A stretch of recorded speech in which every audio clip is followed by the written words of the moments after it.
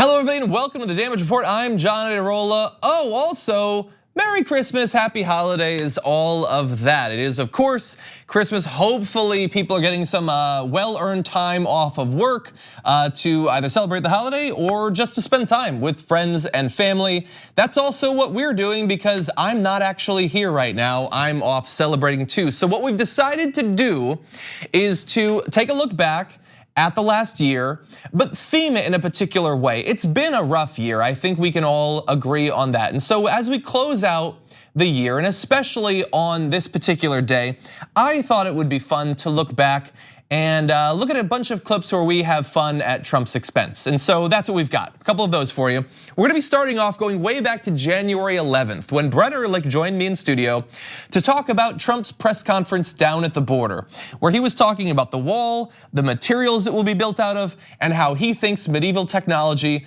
is awesome. Enjoy. Donald Trump has now mostly completed his photo op down in McAllen, Texas, and he spoke. Arguably, debatably it was speech. Noises came out of his face and they communicated something. What they communicated to me was that his brain is now the consistency of tapioca pudding.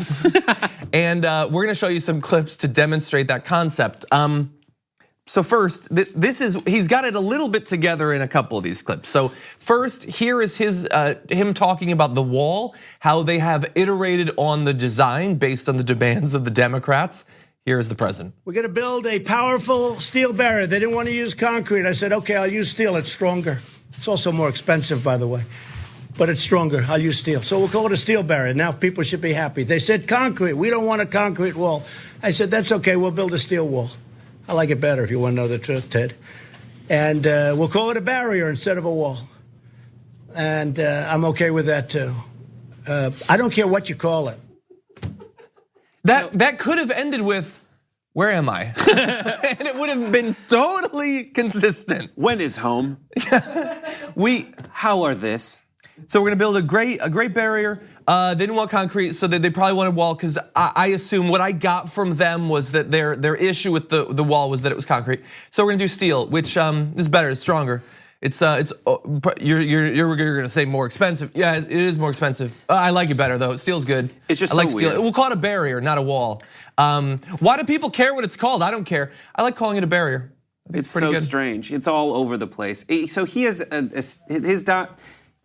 throughout his life, he has kind of carved out this all-encompassing philosophy of negotiation that is conveniently consistent with him just kind of being a numbskull. You know, so it's let's never let them know exactly where you're coming from. Throw nebulous concepts at them. Well, that's also what you do if you're not good at that.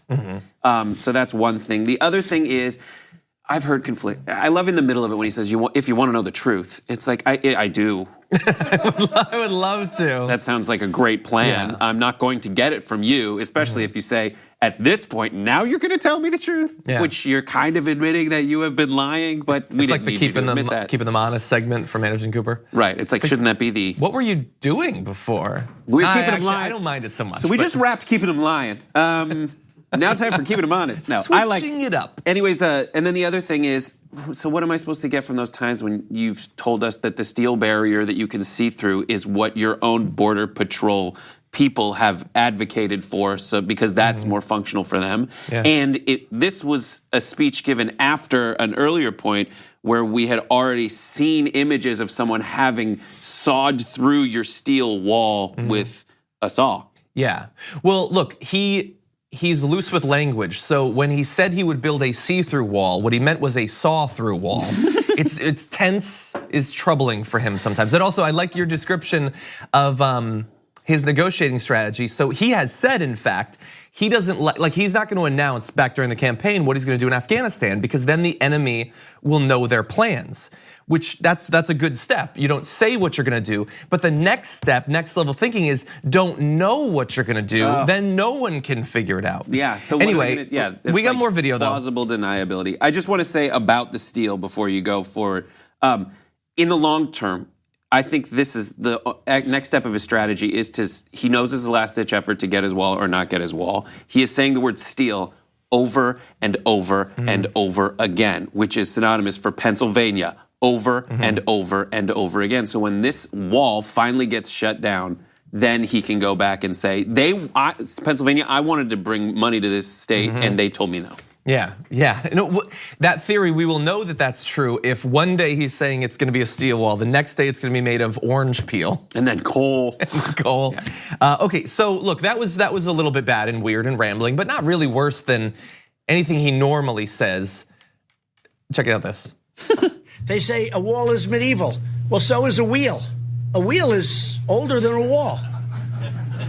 And I looked at every single car out there, even the really expensive ones that the Secret Service uses, and believe me, they are expensive.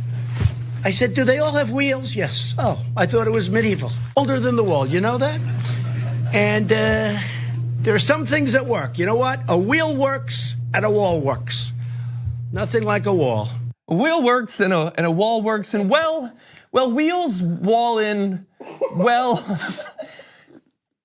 And you know, those wheels that we have now are made of the same material as the original wheel. It is, I don't know, I've seen a cartoon on the Invention commercials, the Invention Hotline commercial, which is a carved giant metal circle.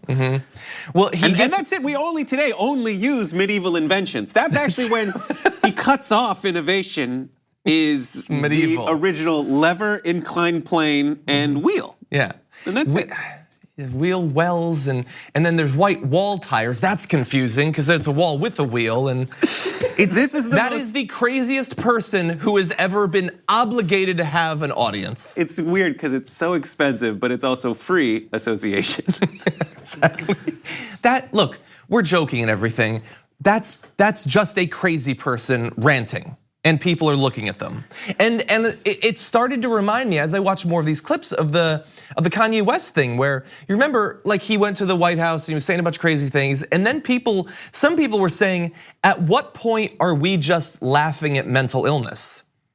That, like, Kanye West clearly isn't well, so when we're laughing at what he's saying, we're kind of laughing at the fact that a person is not right. This isn't mental illness. This is his appeal, which I've said before, which is the kinds of things that people say at work when they're complaining. And it's those little turns of phrase, quips, such as, a wheel's medieval, you say we shouldn't use wheels, gotcha. But people's first priority is to be able to say gotcha. And if the person who is their banner for saying things, like where they get all their information, has a little quip, it must be a good quip, so I can just repeat it. Boom, I got it. I guess, yeah. Yeah, I don't know. If you like the wheel thing, he's got you. There's nothing that you will not accept from him. We need to talk about a relatively new show called the Republic, or UNFTR. As a Young Turks fan, you already know that the government, the media, and corporations are constantly peddling lies that serve the interests of the rich and powerful. But now there's a podcast dedicated to unraveling those lies, debunking the conventional wisdom. In each episode of the Republic, or UNFTR, the host delves into a different historical episode or topic that's generally misunderstood or purposely obfuscated by the so-called powers that be, featuring in-depth research, razor-sharp commentary, and just the right amount of vulgarity. The UNFTR podcast takes a sledgehammer to what you thought you knew about some of the nation's most sacred historical cows. But don't just take my word for it. The New York Times described UNFTR as consistently compelling and educational, aiming to challenge conventional wisdom and upend the historical narratives that were taught in school. For as the great philosopher Yoda once put it, you must unlearn what you have learned. And that's true whether you're in Jedi training or you're uprooting and exposing all the propaganda and disinformation you've been fed over the course of your lifetime. So search for UNFTR in your podcast app today and get ready to get informed, angered, and entertained all at the same time.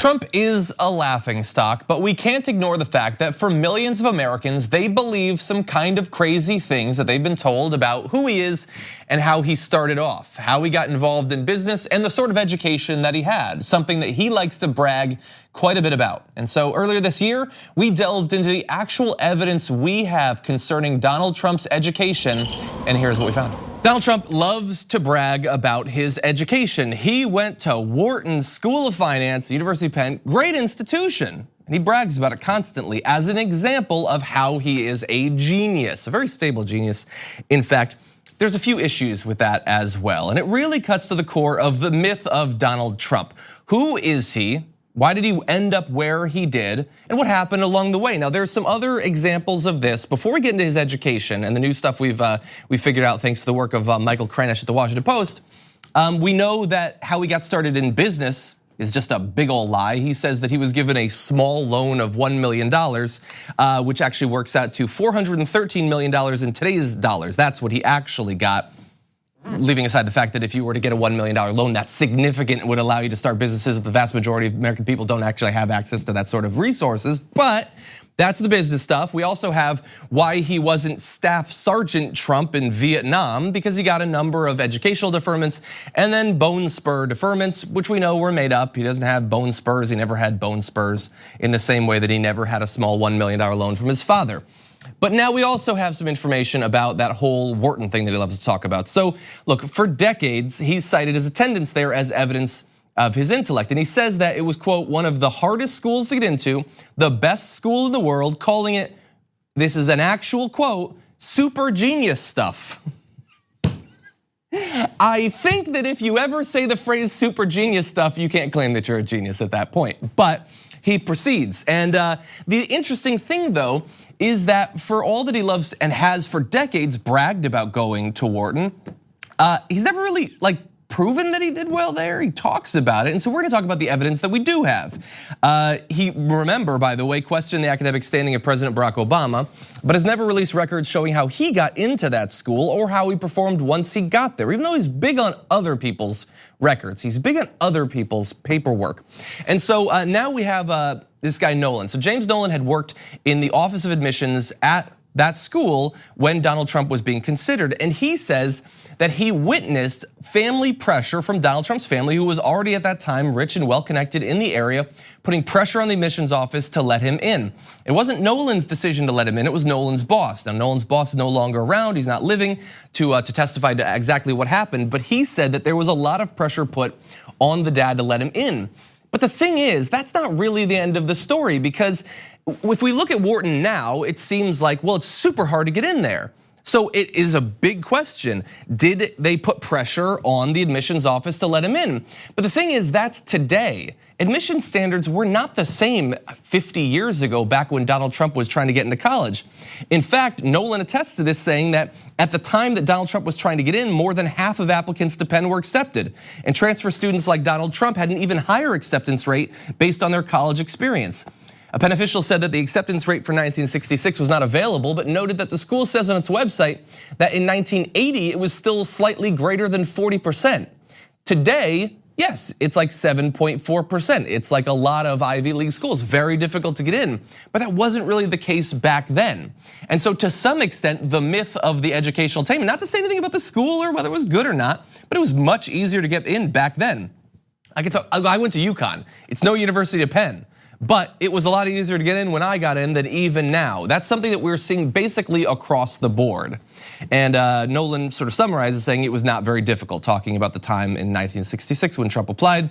I certainly was not struck by any sense that I'm sitting before a genius, certainly not a super genius. Yes, there are no mutant powers of cognition there. But the thing is that this is actually important, because as soon as Donald Trump got out of Wharton, he and his family used his time there to sort of present himself to the national stage as this big up-and-comer who is going to change things. A 1973 article in the New York Times said Trump graduated, quote, first in his class from the Wharton School, and then quoted his father as saying, quote, Donald is the smartest person I know. It's a guy who didn't get around a lot, I think. The claim that Trump was the top student was repeated in a more widely noticed 1976 profile in the Times, again including his father's quote about being the smartest person. So not only did he go there, but he was the best in his class. And this is just a general note for journalists, whether back then or today. A dad saying that his son is smart is not necessarily that's not source material for an article. Yeah, you're proud of your kid, I guess. Okay, there's more interesting stuff about Donald Trump's family history. You could talk about that perhaps, but the fact that he was proud of him, not necessarily the most important story here. What is interesting though is that they keep citing that he was the top in their class, even though no evidence was presented at the time or since that is the case. And also, when you look at the evidence that is available, it really pokes some holes in the story. Trump's name was not among the top honorees at his commencement. He wasn't on the dean's list his senior year, meaning he wasn't among the top 56 students in his graduating class of 366. The only thing we can say for sure is that Trump received at least a 2.0 or a C, enabling him to graduate, because he did graduate. Although with the history of his family getting involved to make sure that things go well for him, can we really even say that with any sense of assurance? And yet, starting in 1973 and on, he was the top in his class, even though no evidence was provided of that, and the evidence that's available shows that he wasn't even in the top 10, 20 percentile in his class. Now, I'm not gonna include references from students that had been there at the time about the fact that he was a bad student, he was lazy, never read a book, all that stuff, because honestly, it's to some extent anecdotal, it's interesting, but there's a lot of people that hate Donald Trump. And so I'm gonna stick with the hard evidence rather than people's account at the time, but note that those accounts are out there and there's not a lot of accounts to the contrary.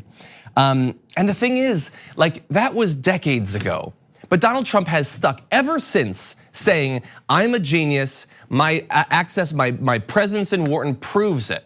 And so you would think the fact that there are these lingering questions about whether he actually did achieve what he said he did, that you would want to provide the evidence that is available. Now, we can't just go to Wharton and look at his GPA or his record, that there's confidentiality. We can't do that. But he could access it today if he wanted to. If he wanted to post scanned copies of his records on Twitter, he could do that. But not only is he not doing that, but they have gone to extreme lengths in recent years to make sure that nobody else gets access to it.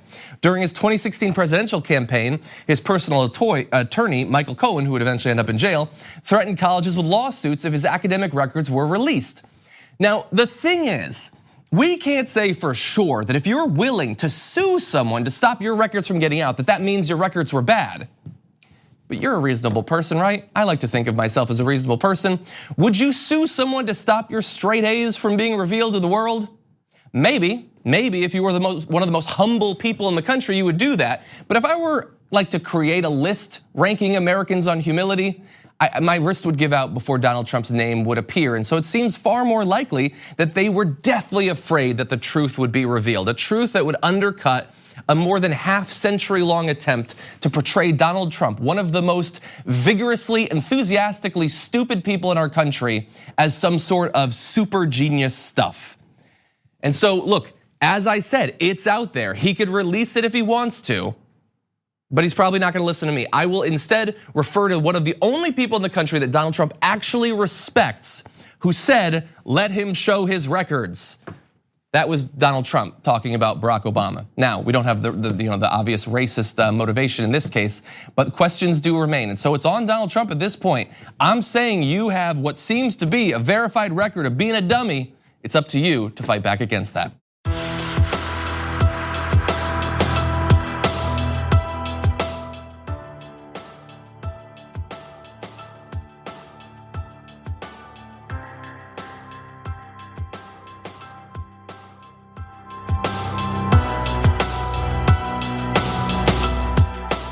Donald Trump is a living embodiment of the Dunning-Kruger effect. This thing where your ignorance in an area makes you ignorant of the things that you're ignorant about. And when you combine that with confidence, it can lead to not just ignorance, but also a resistance to actually learning. And we've got the ultimate example of that for you now. Donald Trump had a meeting with some Chinese trade officials and his own trade official, who tried as hard as he possibly could to get Donald Trump to understand a very simple concept, and Donald Trump in real time proved his unwillingness to do so. Will the MOU be a long-term deal? How long would your MOU stay? I think the MOU is going to be very short. short term. No, we expect to go into. I don't like MOUs because they don't mean anything. To me, they don't mean anything. I think you're better off just going into a document. An MOU is a contract. It's the way trade agreements are generally used. People refer to it like it's a term sheet. It's not a term sheet. It's an actual contract between the two parties. Yes. A memorandum of understanding is a binding agreement between two people. By the way, I disagree. I think that a memorandum of understanding is not a contract to the extent that we want. We're doing a memorandum of understanding that will be put into a final contract, I assume. But to me, the final contract is really the thing, Bob, and I think you mean that too, is really the thing that means something. A memorandum of understanding is exactly that. It's a memorandum of what our understanding is. But to me, the contract is, the real question is, Bob, so we do a memorandum of understanding, which frankly, you could do or not do. I don't care if you do it or not. To me, it doesn't mean very much. But if you do a memorandum, how long will it take to put that into a final binding contract? What? From now on, we're not using the word memorandum of understanding anymore. We're going to use the term trade agreement, all right? Okay. Right. No more. We'll never use the term agreement. We'll have the same document. It's going to be called a trade agreement. We're never going to use MOU again. Are they going to put that into another agreement? What we'll have will be a trade agreement that if we cross, we have major hurdles. I don't want to put the cart in front of the horse. Assuming you decide on an agreement, it'll be signed by the two people. It'll be a trade agreement between the United States and China. We're not going to use it. I like that much better. I like that term much better. Do you agree with that? That was an epic effort by Robert Lighthizer, U.S. Trade Representative. But dude, if you want to get Trump to understand what you mean, you have to go over and you have to twist his ear and say, "Shut up, little boy, and let the adults speak." So that was insane. I mean, maybe this is kind of an aside, but I feel like if you've never really understood what mansplaining was like, that I think is what it's like to hear someone who knows nothing about this thing talking to a person whose life it is and telling them, no, I think what you really mean is this. And so Trump-splaining is very much a thing. Also, hashtag Dunning-Kruger. Go watch the video that we did last week on the Dunning-Kruger effect because that was the greatest demonstration of it that I've seen in my life. So much so that, take a look what happened. So this is about Chinese trade with China. And so when he said, "I disagree," so he goes off on what a memorandum of understanding isn't because he neither understands it nor memorandums it.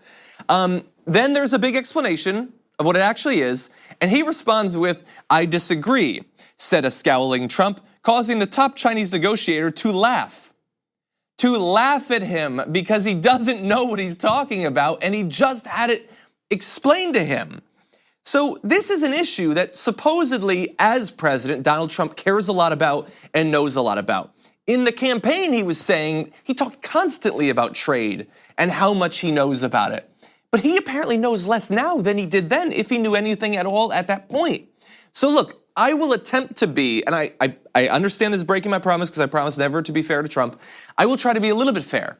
There are contexts outside of world trade where a memorandum of understanding does mean something less than a binding contract, hypothetically, in some areas. And it's possible that in his life as a private citizen who has been sued many times, he has had to come across these sorts of things. But he's been president for literally years now at this point. He's talking to his chosen trade representative who understands this legal process better than he does, better than I do, better than any of us does. So defer to the person with the knowledge on very specific things like this. But he can't do that. He thinks that he knows better than all of those people, whether the topic is trade with China or ballistic missile technology or whatever. He is always so sure of himself and his brain is so packed full of self-assurance that there's no room for either knowledge or the curiosity necessary to generate new knowledge. So there's that. On a very specific issue, the memorandum of understanding, they literally have to back off of a term in the White House from now on because he has proven that he will never understand what it means. But it goes deeper than that. It goes more fundamental than that. And so now I turn to Janet Yellen, so former chair of the Fed, former official under Donald Trump, asked on Marketplace, the BBC's US radio partner, if she thought the president had a grasp of macroeconomic policy. Janet Yellen replied, "No, I do not." Now let's be very specific about what she was asked. Not, could he teach a master's course on macroeconomics? Not, does he rise to the level of some of the great economic minds of our time? It's, does he have a grasp at all about the fundamentals of macroeconomics? And she says, no, I do not. And she says specifically in terms of his relationship with the Fed, I doubt that he would even be able to say that the Fed's goals are maximum employment and price stability, which is the goals that Congress have assigned to the Fed. And she goes into a detail about why she believes he fundamentally misunderstands what the point of the Federal Reserve is, saying, when I continually hear focus by the president and some of his advisors on remedying bilateral trade deficits with other trade partners, I think almost any economist would tell you that there's no real meaning to bilateral trade deficits and it's not an appropriate objective of policy. Now look, there's a lot that I would disagree with Janet Yellen on, but on this fundamental truth, not only do I agree, I have been making this exact point for like 3.5 years now. When he talks about the trade deficit specifically with China, he is not talking as a person with sort of a different perspective on economics. Like I come at it from a progressive point of view, he comes at it from a conservative point of view. There are people where we would have that disagreement, but that is not the disagreement between myself and Donald Trump. He comes at it from the point of view of a poorly socialized 4-year-old. He doesn't know what it means. He just thinks that if the deficit is in their favor, they're winning. Not in some specific macroeconomic context, but just in the sense of, I don't want to be beat. I don't want the US to lose to them. And I refuse to go even 1 inch further than that and try to understand why there is the trade deficit that there is. And that it is not some sort of thing where there was 2 negotiators, an American and a Chinese negotiator, and the Chinese negotiator just beat us. It's reflective of consumer habits on the American side and the Chinese side. These are large-scale things that are gradually shifting over the course of decades. They're the collective decisions of tens or hundreds of millions of people that are determining this bilateral trade deficit. It's not a thing where he can just butt his head against them and get his way. And when you have someone who approaches some of the most important trade issues of the day from the perspective of someone who has literally never heard about it, never learned about it, never thought about it, then God only knows what he'll end up doing. And we've already seen the fallout from some of the tariffs that he's put up. He doesn't understand what effect they would have on the industries that he purports to want to defend. When we generate more money by the tariffs, he doesn't even understand who's paying that. He doesn't get fundamentally years into his first term that we're the ones that pay for that. China doesn't do it. I do, you do, the people purchasing the products do. And he really seems to think that he can dramatically shift our buying habits in the course of just a year or two. Maybe long term, something like that might happen. But for now, we are paying to the tunes of literally billions of dollars every year because of his misunderstanding of these fundamental economic truths. Now, the reason that I point out these 2 cases with Robert Lighthizer on the one hand and Janet Yellen on the other is not just to laugh at the president. That's one reason and it's fun, but that's not the only reason. It's because these are incredibly consequential misunderstandings where his stupidity and his ignorance now affects not just his life, not just whether Trump vodka or Trump steaks goes under, but whether we go under, whether our country goes under. How will our economy do? To the extent that any president can determine that, he is doing it. And it is in almost universally negative fashion when it comes to world trade.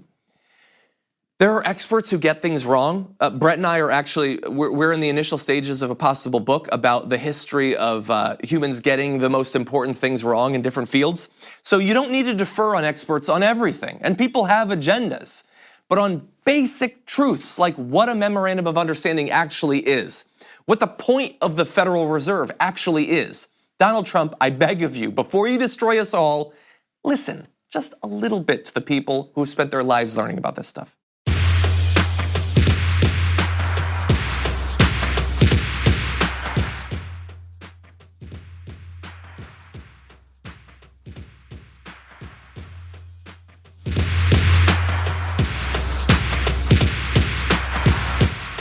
Throughout the latter half of 2019, we've been occasionally checking in on the war of Donald Trump versus Fox News. It's been brewing.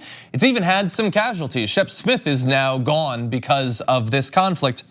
But I have what might have been the beginning of it, or at least its public face, and that was when Donald Trump lost it over Fox and Friends committing a cardinal sin. And that sin was just admitting that he was down in the polls to some of his Democratic opponents. Head to head with the president, he beats President Trump by 10 points. Sanders beats him by 6. Warren and Harris basically flat-footed tie. Early, barely buy it. Doesn't matter. Barely buy it. And by the way, while he is a fool, Pete Hegseth is not necessarily wrong. He's not necessarily wrong, but you saw there, Fox and Friends is willing to at least admit that the general election polling for Donald Trump is not going so well. And it's on Fox and Friends, so Donald Trump was watching, and they knew that. So he tweeted almost instantly, Fox News is at it again, so different from what they used to be during the 2016 primaries and before. Proud warriors, now new, like the Klingons. Now new Fox polls, which have always been terrible to me. They had me losing big to crooked Hillary. Have me down to Sleepy Joe. I hate even saying that. I shouldn't say it in the future. Even considering the fact that I have gone through a 3-year vicious witch hunt perpetrated by the lamestream media in collusion with Crooked and the Democrat Party. If you just woke someone up from hypersleep and read them that paragraph, it would not mean anything. But that's the weird world we're living in. So you have a Klingon reference and hypersleep in the same span? I've been reading a lot of sci-fi recently. Something Skeksis. Anyway, so he says there can be no way that he's losing to the sleepy one, which sort of adds a little bit of, I don't know, it's sort of glorifying the Joe Biden thing. So here's the thing, Donald, this is lame, how you are losing to a sleepy man. You, cranky boy, are losing to sleepy man. You should be sad, you should be distraught. They didn't make up those polls, you are losing. That is bad for you. So if anyone's lame, it's the guy who's losing to the person that you're labeling as comatose. Yeah, and I will say, as we always say, this poll, as the wise man Pete Hegseth once said, it's really early, doesn't mean anything. That's true. Don't get complacent off of polls right now when it's still like 6 months to the first primary vote. Don't get complacent on polls the day of the election. Don't get complacent, by the way, on the results of the election, because they're likely to be contested one way or another. So I'm not really concerned about what the polls say. It's got Biden up, it's got Bernie up, it's got a bunch of people up against him. What I'm interested in is all it takes is Fox briefly acknowledging reality, and Donald Trump is very publicly attacking them. And we know that where Donald goes, his base goes. And so I think that this is not only putting pressure on Fox, which is as deferential as any media outlet, I would say, outside of maybe OAN, is to any president, but it's probably gonna be effective pressure. Fox and Friends doesn't want to get bombarded with tweets from Trump fans that suddenly hate them. Yeah, that's the strategy. The strategy is for Trump to be Cesar Millan, the dog whisperer, is that what he is? Yeah. And then to have the Fox News be their little canine pet. And for every time they step even remotely or perceptibly or imperceptibly out of line, him to go, tss, and this is him going, tss. Yeah. And that's it, and it'll work, and it continues to work. The only time it doesn't work is occasionally with Chris Wallace, who within 24 hours will go back the other way. Which he did this week. Also, Shep Smith, I would say he's even more consistently. Where's he been? I don't know. I don't hear it, and I don't see it. Which is possible that Donald doesn't watch Shep. That's true. And that could perfectly explain it. Yeah, the only thing sort of complicating your Cesar Millan analogy is that in this case, if the dog barks, very likely he will also bark, because we know he will live tweet what they say. Yeah. But in any event, I would love to not have this sort of weird incestuous relationship between a major media outlet and a presidency. I don't think that we've seen anything like this in recent years, and I would love to go back to a time when we don't necessarily have that. Trump loses it when Fox News admits reality. That is the message. Fox said. That might be the title. But yeah, that's it. I mean, Trump loses it every time Fox slips and admits what's happening in the world. Yeah. And that's something, that's the message. That probably is the lesson.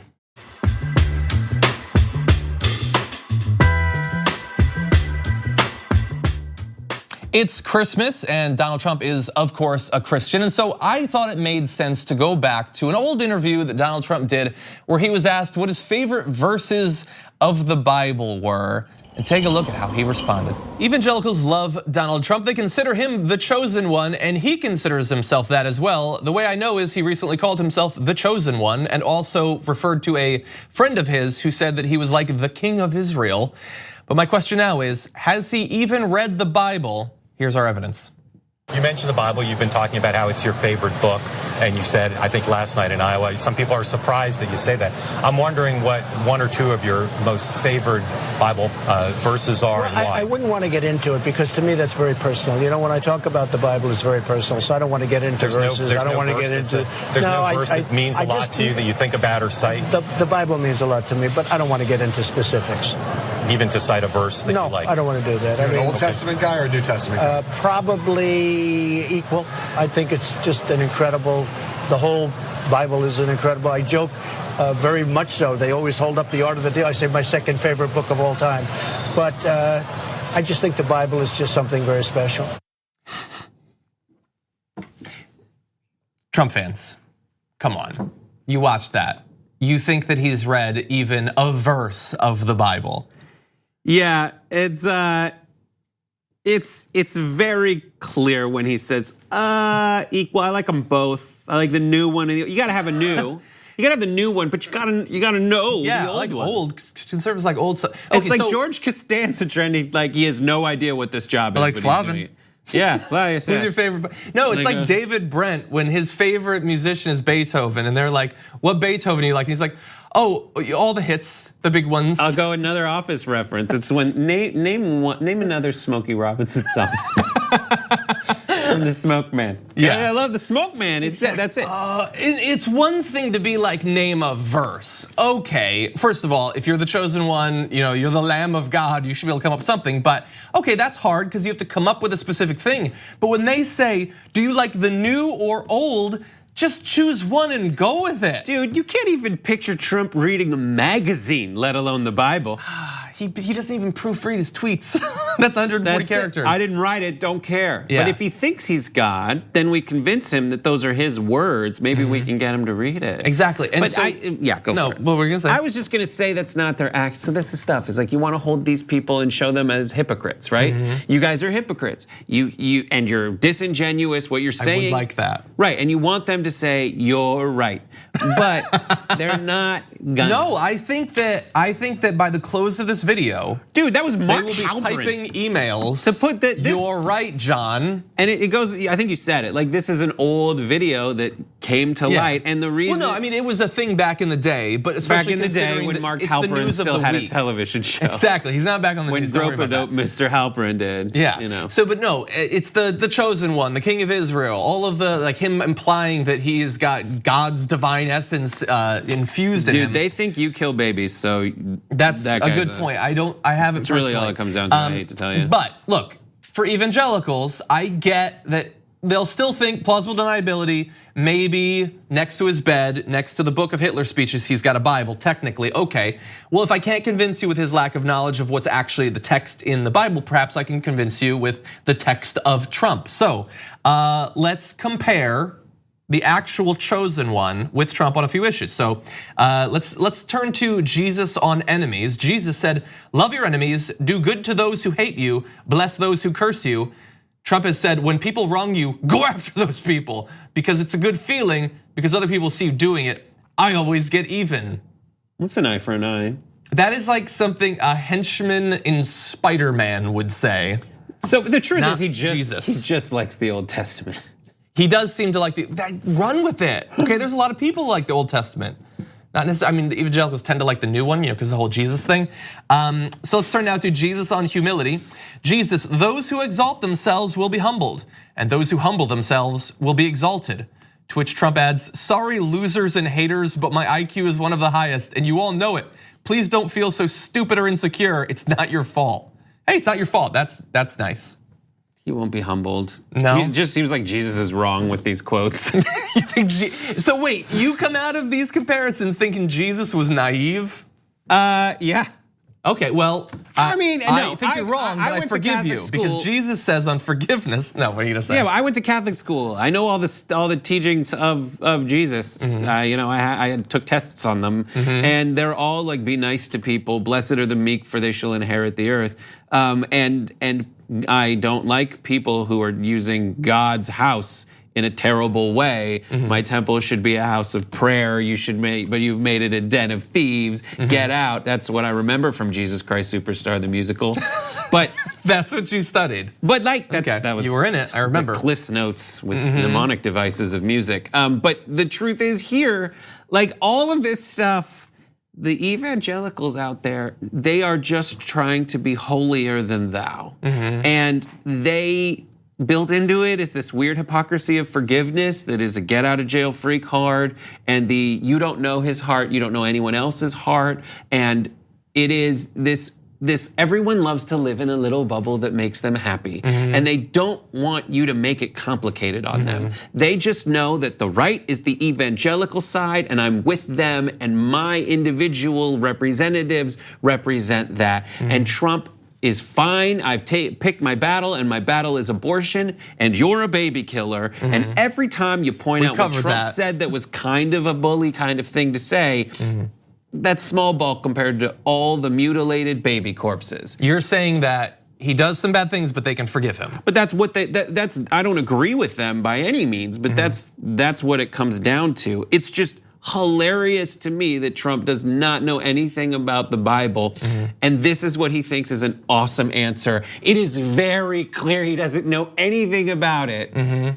So he's being forgiven even though he doesn't understand the biblical idea of forgiveness. Yeah. So we'll turn now to that. Jesus on forgiveness. Jesus says, "I have not come to call the righteous, but sinners to repentance."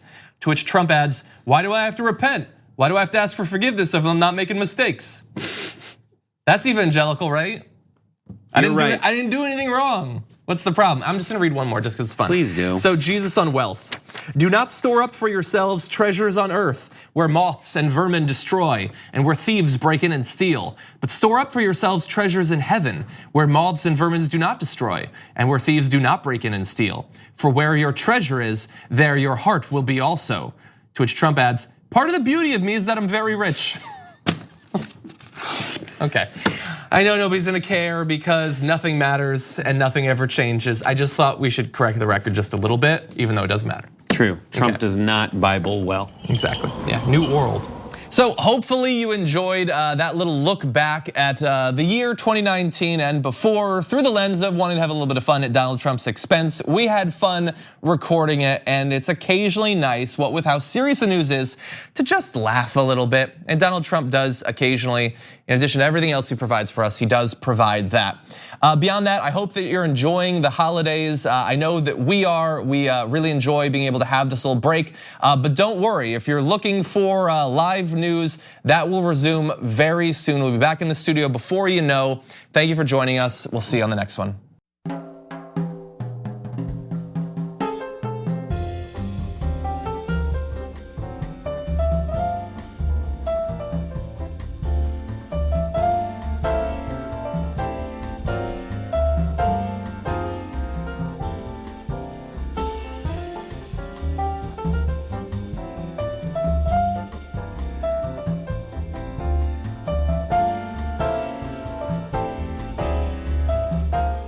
Thanks for listening to the full episode of The Damage Report. Support our work, listen ad-free, access members-only bonus content, and more by subscribing to Apple Podcasts at apple.co/TYT. I'm your host, John Adarola. I'll see you soon.